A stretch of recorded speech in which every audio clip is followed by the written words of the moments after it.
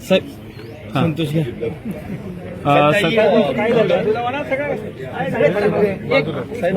उद्धव ठाकरे गटाच्या काही खासदारांबरोबर तुमची गुप्त बैठक झाली अशी चर्चा आहे त्याच्यावर तुम्ही चर्चा आहे. आहे. अरे बाबा, कुठल्या तरी बातमीवर तुम्ही बातम्या करता, त्याची शहानिशा तर करायला पाहिजे.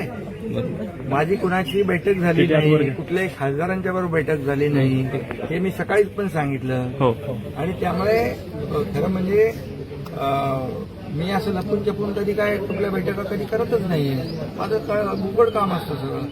आणि अशा प्रकारची कुठलीही बैठक कुठल्या उभाटाच्या खासदारांशी नाही झाली आणि आमच्याही खासदारांची ती आता मी ऑनलाईन घेतो बैठक SIR साठी.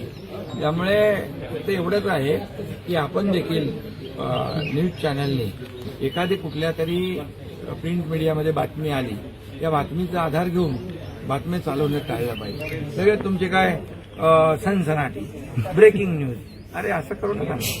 वस्तुस्थिती आपल्याला लोकांसमोर आपण मांडण्याचा नेहमी तुम्ही काम करता.